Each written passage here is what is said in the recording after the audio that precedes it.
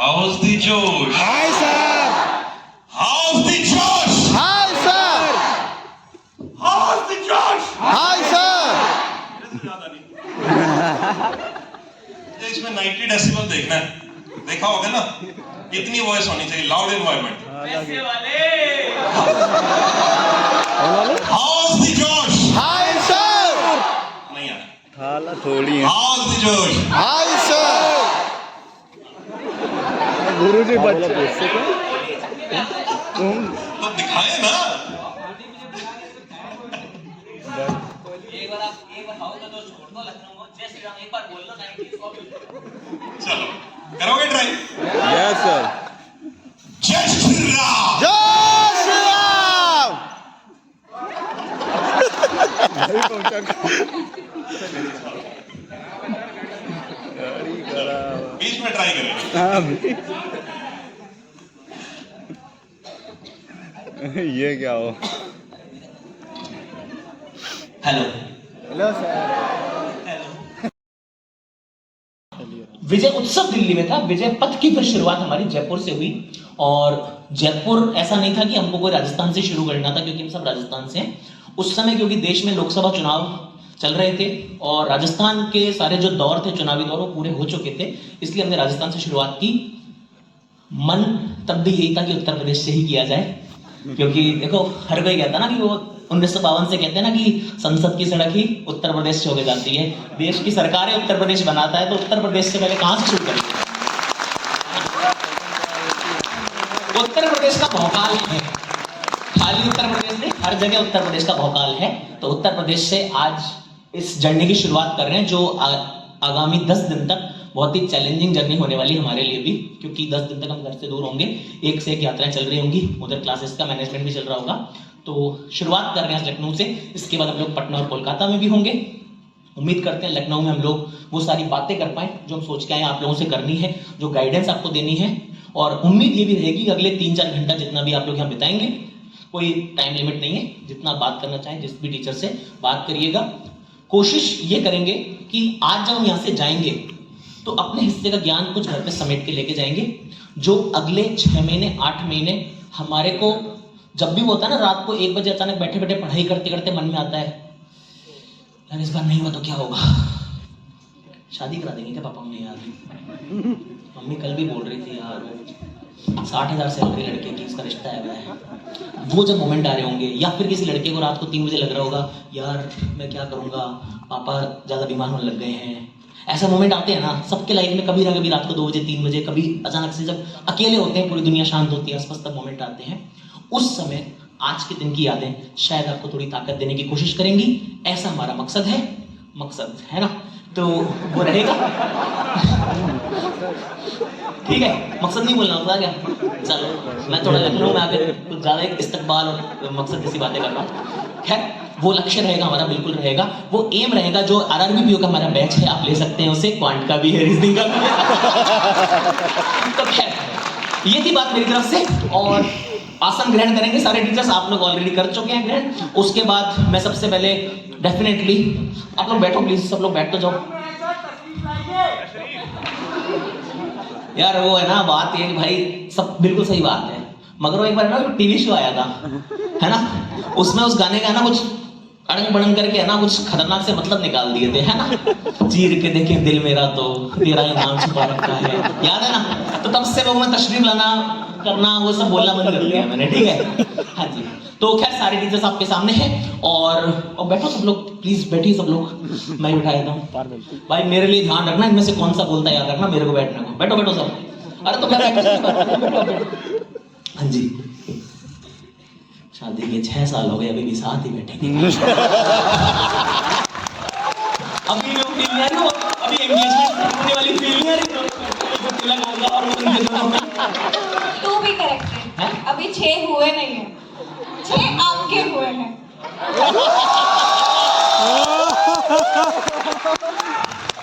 क्या हो गया भैया? हाँ क्या चीज?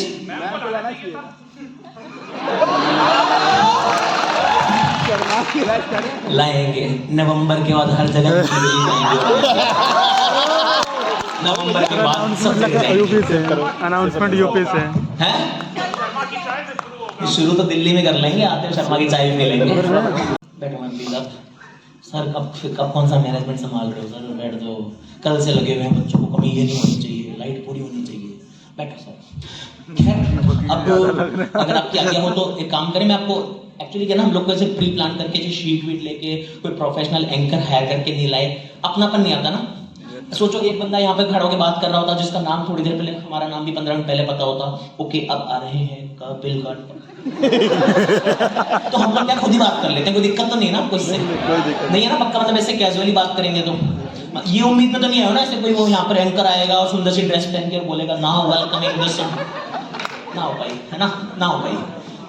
खैर जैसा कि हमेशा बोलता हूँ, आप लोगों के लिए पहली बार है। बैंकिंग के लिए जब पढ़ना इस देश में चालू हुआ था, उस समय कुछ सेलेक्टेड नाम थे जो अलग अलग फील्ड में पढ़ा रहे थे। उनमें से एक नाम जो कि यूं नहीं कि मैं उनकी टीम में हूं या वो मेरे साथ काम करते हैं इसलिए नहीं, हमेशा से आपने पहले भी अगर कोई मेरे से 3 साल से जुड़ा हुआ हो तो पता होगा, जब मैं उनको नहीं भी जानता था तब भी मैं आपको एक बात बोलता था, मैं हमेशा सीपीयू सेक्शन बोलते हैं उसको, जो ज्यादा ज्ञान वाले लोगों के प्रति आकर्षित होते हैं, शायद सीपीयू सेक्शन होते हैं वो लोग, शायद किसी को पता है? Isn't it? वरुण सर आप ही बता पाएंगे, सीपीयू सेक्शन किसी को बोलते हैं क्या? जो किसी ज्ञानवान व्यक्ति के प्रति आकर्षित होते हैं, काइंड ऑफ वैसा कुछ है। कोई बात नहीं, किसी को नहीं आता, पता लग गया। हाँ वो 2-3 भाई गूगल कर रहे हैं है ना। तो खैर जो खुद 12 साल बैंक जॉब का एक्सपीरियंस रखते हैं, जो सीएफए क्लियर किए हुए हैं, जिन्होंने बहुत सारे बैंक एग्जाम्स क्लियर किए, वास्तव में किए विद स्कोर कार्ड दिखा के, ठीक है, वो आजकल हवा वाला चल रहा है वो नहीं। हाँ जी सॉरी, फुल मार्क्स क्या कर रहा है? मैंने कुछ नहीं बोला भाई, देख। हाँ तो खैर ऐसे सर, अरे सुन लो बाबू, ऐसे सर जिन्होंने इतना लंबा बैंकिंग एक्सपीरियंस रखा, उसके बाद भी बच्चों को काफी हद तक ट्रेन किया, हर संभव प्रयास किए, नौकरी की, पढ़ाया, काफी कुछ आपको संभाला हमेशा। और प्रीलिम्स में इनका कोई काम नहीं होता, मगर जब मेंस की बातें होती है प्रीलिम्स के एग्जाम के दिन के बाद से, तब से वो करंट अफेयर आपको पढ़ा रहे होते हैं, जनरल अवेयरनेस आपको पढ़ा रहे होते हैं, स्टैटिक आपको पढ़ा रहे होते हैं, डायनामिक आपको पढ़ा रहे होते हैं, इंटरव्यू की तैयारी आपकी करवा रहे होते हैं। इंटरव्यू के बाद में वो आपको सिलेक्शन के प्रोसीजर के, अभी उन दिनों चल रहा है काम कि फॉर्म कैसा भरना है, कौन सी वो प्रेफरेंस क्या होगी क्या नहीं होगी, कैसे वहाँ पर कौन सा फॉर्म जमा होना है, कौन सा सर्टिफिकेट लगना है, जो बच्चे सेलेक्ट हुए उनके साथ लगे रहते हैं। उसके बाद भी फिर क्या होता है, जैब और डीबीएफ वाला काम चल रहा होता है। अभी एक और आगे मैं कुछ बोलूंगा नहीं, थोड़ी देर बाद शायद ये बात करेंगे। तो इतनी सारी लंबी जर्नी में हर बैंक एस्पिरेंट्स के साथ में पिछले 6-7 साल से जो व्यक्ति एक्टिवेटेड हैं, रेगुलरली लगे हुए हैं, ऐसे श्री कपिल काटपाल सर को मैं इनवाइट करता हूं जो आपको मार्गदर्शन देंगे। अब क्या बोलूं, मुस्कुराइए, आप लखनऊ में हैं। आप मुस्कुराइए, हम लोग तो पहले तो बहुत अच्छा हूँ, पहली बार, मतलब ये तो नहीं कहूँगा यूपी में पहली बार आया हूँ, पहले जस्ट छोटी सी एक टूर कह लो, घूमना कह लो, आगरा में हुआ था और एकदम से वो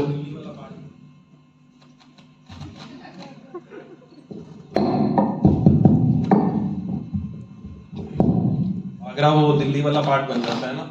तो पहली बार जो कल मैं परसों आए थे ना अपने, है ना, परसों आए थे, तो ठीक है, परसों आकर थोड़ा सा देखा लखनऊ को, लखनऊ की नज़ाकत को देखा, लखनऊ के बारे में कुछ जाना। हर्षल सर यूपी में काफ़ी साल रह चुके हैं, बीएचयू में पढ़ चुके हैं, तो उन्होंने काफ़ी कुछ बताया लखनऊ के बारे में, ऐसा है वैसा है। कल जब श्री राम जी के दर्शन करने अयोध्या जा रहे थे, तब रास्ते में भी काफ़ी कुछ अनुभव हुआ मुझे उसके बाद, क्योंकि ट्रैफिक थोड़ा सा अलग सा था, यहाँ का माहौल अलग था ट्रैफिक का, कोई भी कहीं पर भी चला रहा था। हमारी खुद की गाड़ी ऐसे चल रही थी शाम से, मतलब एक ट्रक इधर चल रहा है, एक ट्रक इधर चल रहा है, बीच में से गाड़ी निकालू कैसे, तो कमाल ही था वो, जो भी था, है ना। वो पहली बार एक्सपीरियंस हुआ और श्री राम जी के दर्शन के साथ आज आपके सामने आए हैं। तो उम्मीद करता हूँ कि आप लोगों के ऊपर भी उनकी कृपा बनी रहेगी। और जिस तरह से कल भी एक पीएनबी के सिलेक्टेड स्टूडेंट्स का ग्रुप वहां पर हमें मिला था, मैंने एक पिक्चर भी शेयर की थी, माइट भी आपने देखी होगी, वहां पर कोइंसिडेंटली वो लोग मिल गए थे हमें। तो आज भी काफी सारे सिलेक्टेड स्टूडेंट्स आए होंगे। कौन आया सिलेक्टेड वाला एक बार हाथ खड़े करना। आए हैं काफी, है ना। अभी ज्वाइनिंग आई नहीं आपकी? आ गई? ट्रेनिंग चल रही है क्या? अच्छा 1 जुलाई को है ना आपकी भी है, ठीक है। काफी सारे स्टूडेंट्स ने आना था यहाँ पर, तकरीबन आई थिंक 30-35 लोगों ने आना था, लेकिन स्टूडेंट्स की ज्वाइनिंग आ गई, तो काफी स्टूडेंट्स नहीं आ पाए, कुछ ही ज्वाइनिंग सिलेक्टेड वाले स्टूडेंट्स हैं, ठीक है। तो बाकी यार देखो, बातचीत हम हमेशा करते रहते हैं आपसे, ऑनलाइन भी करते रहते हैं, ऑफलाइन मिलने का मौका मिलता है तो हमें भी जोश बनता है, आपके अंदर भी जोश पूरा का पूरा बनता है हमेशा। कॉट क्या नहीं तो तुम कियो हैं आपको भी मौका मिलेगा कुछ दिन में। आएगा आएगा आएगा कपिल सर, आएगा, नवंबर में आएगा। मैं एक बात कहना चाहूंगा, सर रिवील कर आप लोगों को नहीं लगता हर्षल सर को सिंगर भी होना चाहिए? हर्षल सर, मैं अभी हर्षल सर से पर्सनली, आज मुझे शायद दूसरा आधा दिन है, लेकिन मैं इनके सुर और ताल बहुत बिल्कुल परफेक्ट बैठते हैं, तो मुझे लगता है इनको साथ में ट्राई सिंगिंग करना भी करनी चाहिए। चाहिए। तो आप लोग सपोर्ट करिएगा, इनको सिंगर भी नहीं मैंने क्लास पता चलेगा। तो लाइव देखें रात को सर के 11-12 बजे। अभी मैम को बुलाते हैं, गाएंगे हाँ, गाएंगे सर, बिल्कुल गाएंगे। बाकी रात को 11 बजे आ जाना, तब भी गाएंगे बहुत अच्छे से। बहुत बार गाने सुने रात को 11 बजे मेरे सर के। अभी रास्ते में भी गा रहे थे, रास्ते में शायरी हो जाए, गाने ही गा रहे थे। मेरा थोड़ा सा गजल गा रहे थे, मैं थोड़ा सा क्या वो मैनेजमेंट जब करनी होती है ना सब चीजों की, तो थोड़ा सा वो दिमाग कहीं और होता है ना, तो मैं कुछ सोच रहा था, इनको लगा सर टेंशन में है, तो गाना गाने लगे थे मूड लाइट करने के लिए। अच्छे इंसान है, बढ़िया इंसान है, तारीफ बाद में करूंगा अच्छी वाली, है ना। घर साथ में अभी जाना। मैं धर्मपत्नी जी को, जो हमारे रीजनिंग एजुकेटर है, रीजनिंग फैकल्टी है, उनको बुलाना चाहूंगा। आप में से बहुत सारे लोग उनसे नहीं पढ़ते होंगे, है ना। कोऑर्डिनेशन भी करेंगे। इतनी जल्दी नहीं। अरे साथ में, अरे आओ। लो ओहो अरे यार, नहीं, पहले बच्चा हो गया, अभी आप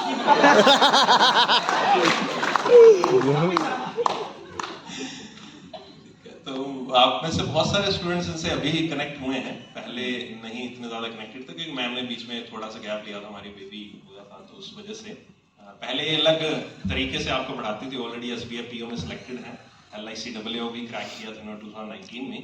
उसके बाद कुछ समय तक जॉब में भी रहे, आपको गाइड भी किया, अगर आपने देखा होगा। स्टडी नीति चैनल इन्हीं के नाम से है, जिस पर मैं पढ़ाता हूँ, यही मालिक है उस चैनल की, है ना। यहीं से मेरा पैसा यहीं से आता है ना, आपका पैसा बैंक देगा, मेरा पैसा इन्हीं के खाते से आता है, इन्हीं के अकाउंट भी इनके नाम से, सब कुछ इनके नाम से है ना, साइन भी इनके चलते हैं। मतलब वो एक रात पहले मनाना पड़ता है कि अगर गुस्सा हो गया अगले दिन, अगर नहीं तो सैलरी भी मिलती है और कमीशन भी देना पड़ता है 2% मेरा। मैंने कहा 2%, तो फिर मैंने कहा क्या 2% का क्या करो, कहते ये लेना है वो लेना है। मैंने कहा फिर आपकी सैलरी में से लो, नहीं वो तो आपकी सैलरी में से जाएगा ना, तो 2% कट करके भी मेरे खाते में पैसा आता है कमीशन का, है ना। तो खैर रीजनिंग एजुकेटर है, बहुत ही उम्दा पढ़ाते हैं, है ना। आप में से बहुत सारे स्टूडेंट्स इनकी क्लासेस की होंगी, बहुत सारे स्टूडेंट्स अभी कनेक्ट करने वाले होंगे या कर रहे होंगे धीरे धीरे। एंड एग्जामिनेशन कुछ क्रैक किया, कुछ टाइम से आपको पढ़ा भी रही हूँ, तो जो लोग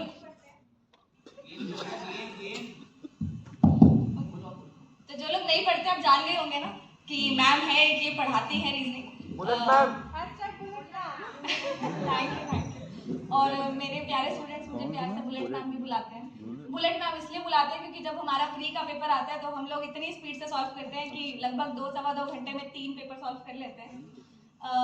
बहुत सारे स्टूडेंट्स ऐसे हैं जिनको लगता है कि रीजनिंग बहुत ईजी होती है, और काफ़ी सारे ऐसे हैं जो अटक जाते हैं कि हमसे पजल्स नहीं बनती हैं मैम, मेंस नहीं निकलता है मैम, क्रिटिकल रीजनिंग नहीं बनती है। तो ऐसे ऐसे डाउट्स आपके मन में आते होंगे, तो आज हम थोड़ी सी बातें करेंगे, है ना, कि रीजनिंग को आप कैसे मास्टर कर सकते हो। स्ट्रैटेजी तो नहीं बताऊंगी, थोड़ी सी टिप्स हैं जो आपको बताना चाहूँगी। ज़्यादा प्रॉब्लम आपको आती है या तो स्पीड बनाने में, है ना, प्रीलिम्स में कि मैम पजल 2-2.5 मिनट में नहीं बन पाती है, मोस्ट ऑफ द स्टूडेंट्स को यही प्रॉब्लम है। या दूसरी चीज़ मैम एक्यूरेसी नहीं आ पाती है। तो यही बोलूँगी, है ना, कि अगर अभी आप फ्रेशर हो, आपने अभी अभी स्टार्ट किया है, तो बेटा ऐसा मत समझो कि आप अभी मास्टर हो जाओगे। बहुत सारे स्टूडेंट्स यहाँ पे ऐसे बैठे हैं जिनको 1-1.5 साल हो गया है और मास्टर करने में 6-7 महीने लगते हैं उसको। आप डेली बेसिस पे इंटेंस प्रैक्टिस करोगे, अपने आप को झोंकोगे इस चीज़ के अंदर, तभी वो बाहर निकल के आएगी, है ना। जितना आप घिसोगे अपने आप को, उतना ही हीरा आपका चमक के बाहर आएगा। तो वही चीज़ है, हर एक चीज़ को टाइम लगता है, बट इम्पॉर्टेंट चीज़ होती है टेक्निक्स या फिर अप्रोच समझने की कि क्वेश्चन को कैसे अप्रोच करना चाहिए। वहाँ ज़्यादातर लोग मात खा जाते हैं, है ना, कि क्वेश्चन को पिक कैसे करना है। प्रीलिम्स बहुत इजीली निकल जाता है, मेंस में बहुत लोगों को ऐसा लगता है कि पजल सिर्फ पजल करके निकाल लेते हैं। मिसलेनियस को तो बहुत सारे लोगों का पता ही नहीं होगा, है ना, कि पेपर मेंस के पेपर में मिसलेनियस भी करना होता है, उससे भी हम नंबर निकाल सकते हैं। हमें क्रिटिकल रीजनिंग भी करनी होती है, उससे भी नंबर आ सकते हैं। तो सिनेरियो थोड़ा थोड़ा चेंज हो रहा है। मेंस के अंदर हर एक चीज़ को पकड़ के चलना होता है हमें, चाहे पजल्स हैं, अगर पजल्स डुएबल आ गई तो हो जाती है, नहीं तो फिर अटक गई तो अटक गई, आधा घंटा भी लग जाता है।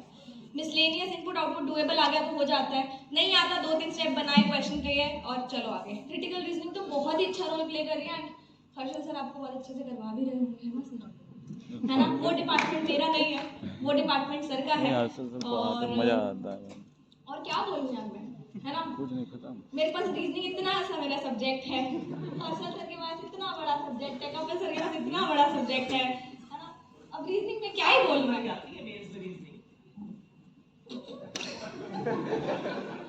मैं नंबर की बात नहीं कर रही हूँ, मैं एक सब्जेक्ट की बात कर रही हूँ। छोटा सा सब्जेक्ट है ना, जल्दी से हो जाता है, सब लोगों को इजी सा लगता है। अपनी बेइज्जती खुद। मैं नंबरों की बात नहीं कर रही, मैं वेटेज की बात नहीं कर रही थी, मैं हमारे प्यारे से सब्जेक्ट के बारे में बात कर रही थी, है ना। वेटेज की बात नहीं करते। हाँ, तो हम कम वेट वाले लोग वेटेज की बात नहीं करते ना। तो ये कुछ चीज़ें हैं जो आपको रीजनिंग में मेरे अकॉर्डिंग कर लेनी चाहिए। जितना हो सकता है टाइमर के साथ सॉल्व करना चाहिए, जितना हो सकता है बस क्लास की पीडीएफ को सॉल्व करना चाहिए। वो चीज़ आपको पता है क्योंकि आप क्लास में आते हो, है ना। अब और क्या बताएं आपको, कुछ पूछना चाहोगे? कोई भी? यस,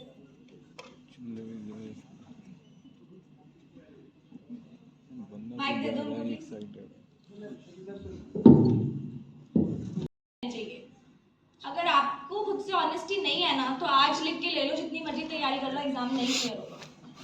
अगर आपको पता है कि मेरा रीजनिंग में मुझे कोडिंग डिकोडिंग नहीं बनता, तो ठीक है, मुझे इम्प्रूव करना है, this is the right way to ये इसको देखने का, है ना। दूसरी चीज आप कहोगे कोडिंग डिकोडिंग नहीं बनता, छोड़ यार, बनाना ही नहीं है, दूसरा एटीट्यूड नहीं रखना। और डिप्रेशन आता था, मैं ये नहीं बोलूँगी depression is a very big word, वो भगवान करे किसी को ना आए।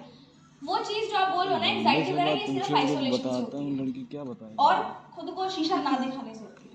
ये दो चीजें अगर आप कर लेते हो ना, सब चीजें सॉर्ट हो जाती है। स्टूडेंट लाइफ है, आपको पढ़ना पड़ेगा, मोनोटोनस लाइफ होगी, बट आपको वो कैसे 2 घंटे में एक एडवेंचरस चीज करनी है, बाहर घूम के आना, क्या करना है, वो आपका पूरा हफ्ता सॉर्ट आउट कर देता है। मैम एक और क्वेश्चन था मैम, जब आप लोग कराते तो हो जाता है, जैसे पजल्स हो गए, जब खुद करने बैठते तो नहीं होता मैडम, तो इसका क्या हुआ? किस किस को प्रॉब्लम आती है कि हम क्लास में करवाते तो हो जाता है, बट खुद से नहीं होता है? नहीं हम लगा लेते मेंस वाला पूछा। मैंने 2 बार फॉलो किया, जब अपने आप आ रहा तो हो ही नहीं रहा। आपने जो इनपुट आउटपुट और वो करवाया वो बहुत अच्छा था, मैं 2 बार किए हुए सन में आ गया, लेकिन जब अपने आप कर रहा हूँ तो वो आपके याद करके मतलब सब दिमाग में, आपने इतना बताया, सब दिमाग में गोल हो जा रहा है। मैक्सिमम लोगों को ये दिक्कत आ रही है ना कि मैम तो कोडिंग के कोड निकाल के चली जाती है, हमारा तो एक कोड नहीं निकलता है। बट ये मैं वही बोलूंगी, ये चीज आएगी प्रैक्टिस से। अब हर्षल सर की क्लास में तुम जाओ, मान लो, है ना, सर की अप्रोच तुम्हें पता ही नहीं, सर क्वेश्चन कैसे सॉल्व करेंगे। पहले दिन तुम क्लास में आए हो, सर ने क्वेश्चन सॉल्व कर दिया, अब तुमसे वो चीज नहीं सॉल्व होगी ना, क्योंकि तुम उनकी अप्रोच नहीं फॉलो कर रहे हो, तुम उनके रेगुलर स्टूडेंट नहीं हो।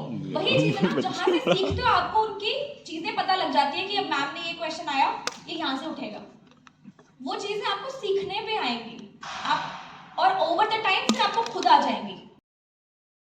रखिए कि ये वो खुला है, इसको मुझे बहुत अच्छे से लेना है, एकदम मैं एग्जाम में बैठा हूँ ऐसे देना है। जो क्वेश्चन इजी है मैं पहले वो बनाऊंगा, उसके बाद जा करके मैं जो क्वेश्चन ऐसे होंगे जिसमें मुझे डर लगता है, फिर मैं उसको अटेम्प्ट करने की पूरी कोशिश करूंगा। ये आप घर पे जब दे रहे हैं तो आपका स्टैमिना बनता है, ये भी स्टैमिना होता है। कोई अगर रेस करा तो उसका स्टैमिना अलग होगा, ये आपका स्टैमिना है, मॉक को प्रेशर करने का, मॉक को हैंडल करने का स्टैमिना होता है। अगर आप मॉक इतने लगाएंगे, जैसे कई स्टूडेंट बोलते हैं कि सर एग्जाम खुलते ही जैसे टाइम ऑन होता है, जैसे वो कहता है क्या लिखा आता है, गो टू स्टार्ट करिए, ऐसा कुछ लिखा आता है, तो क्या होता है, जैसे वो क्लिक होता है फियर्स आ जाता है, एकदम हाथ पैर कांपने लगते हैं, टाइम चलने लगता है। तो ये सब कैसे खत्म होगा? ये सब खत्म होगा, मॉक इतने दे दो, यूज टू हो जाओ, आपको लगे नहीं आप रियल एग्जाम में, आपको ऐसे लगे आप जब मैं अपना एग्जाम देता था रियल, देखो मैं एक और चीज़ आपके साथ शेयर कर रहा हूँ जो शायद मैंने अभी तक नहीं बताई है।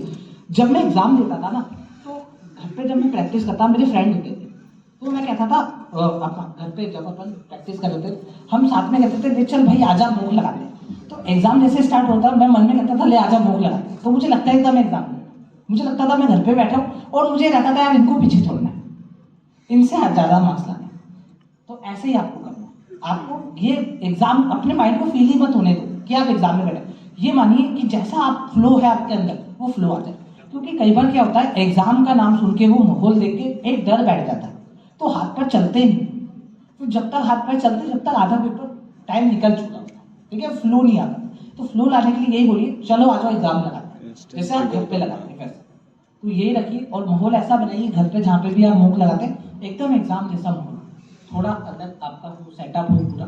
और मोक जब भी लगाएं घर पे कोशिश करिए पीसी या फिर लैपटॉप पे लगाएं, माउस की प्रैक्टिस होनी चाहिए, ठीक है। तो आपके लिए थोड़ा सा यूजफुल हो जाएगा और आपको एग्जाम में करके देखेंगे तो बेनिफिट। चिल्लाते नहीं, बेसिस पे मोटिवेट करते रहते हैं। काफी लंबे समय से इनके साथ जुड़ा हूँ, दिल से रिश्ता है पूरा, बहुत अच्छा दिल से रिश्ता है, कनेक्शन है हम दोनों में। एक होता है ना कि टेलीपैथी वाला कनेक्शन है ना, जो ये सोचते हैं वो मैं सोचता हूँ, मैं सोच रहा हूँ उनको पता है कि सर क्या सोच रहे हैं। तो स्वागत करूंगा जोरदार तालियों से श्री श्री श्री हर्षल अग्रवाल जी का। सोशल कनेक्शन होता है।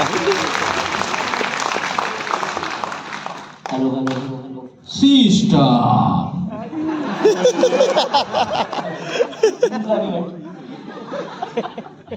मेरे से काफ़ी सारी बातें अपन लोगों की पहले हो गई थी, अपन लोगों ने ज़्यादातर बातें कर ली थी शुरू में, इवेंट का इंट्रोडक्शन हो चाहे सारी बातें शुरू में हो गई थी।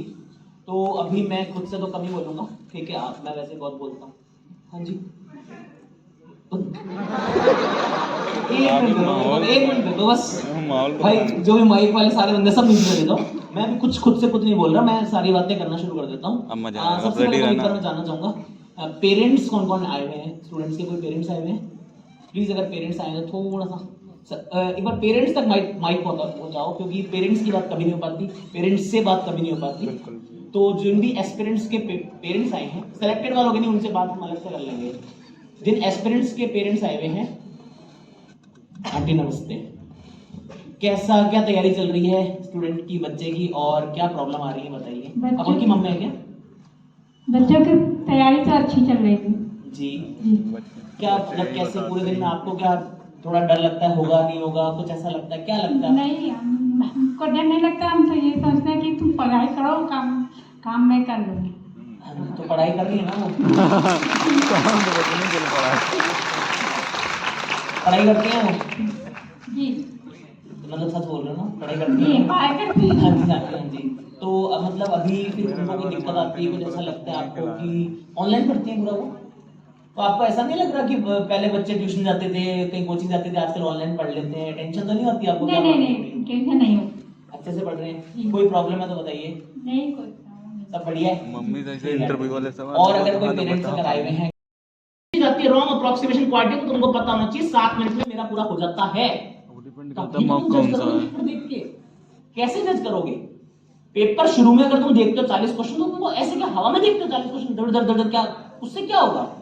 आपको पता होना चाहिए कि 10 अर्थमेटिक आते हैं तो मेरे को टाइम कितना लगता है, 15 आते हैं तो कितना लगता है, अगर ज्यादा वेरिएबल वाला है तो मैं कितना टाइम लगाती हूं, अगर केसलेट प्लस ग्राफ दिया है तो ग्राफ में कितना कॉम्बिनेशन टाइम लगता है मेरे को, अगर सिर्फ 2 ग्राफ दिया है या फिर टेबल प्लस ग्राफ है तो मुझे 2 DI में कितना टाइम लगता है। ये सब कुछ पेपर से पहले पता होना चाहिए।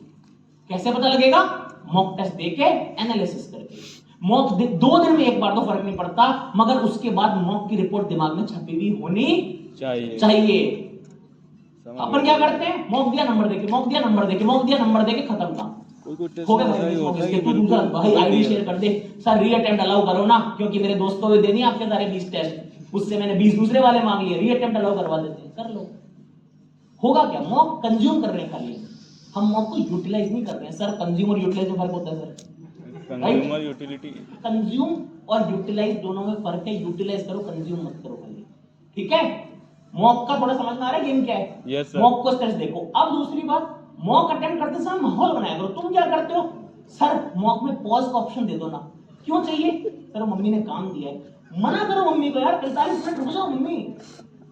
दोस्त का फोन आ गया, अरे सर उसकी दीदी की शादी है, वहां पे वो टेंट उठवाना था। भाई हो जाएगा काम तुम्हारे बिना भी। मॉक को कैजुअली घर पे देना बंद करो। मॉक का माहौल बनाओ, रूम एकदम बंद होना चाहिए, प्रॉपर कोई आवाज नहीं आएगा, कोई फोन नहीं आएगा। मॉक मतलब मॉक सलीके से, तरीके से, कायदे से, अदब से, ठीक है? कायदे में रहोगे तभी फायदे में रहोगे ना। तो भाई कायदा रखो थोड़ा मॉक देने का। मॉक देते समय तुम इतना इधर उधर जगह फिर जाते हो, फिर तुमको लगता है मॉक फालतू है। मॉक अगर टफ आ रहा है क्लोज कर देते। क्यों? एग्जाम में क्लोज करके आ जाओगे घर पे? नहीं, मॉक को प्रॉपर तरीके से दो। भले 30 नंबर आए चाहे भले 70 नंबर आए, वो कामनेस कंपोजर बना के रखना है।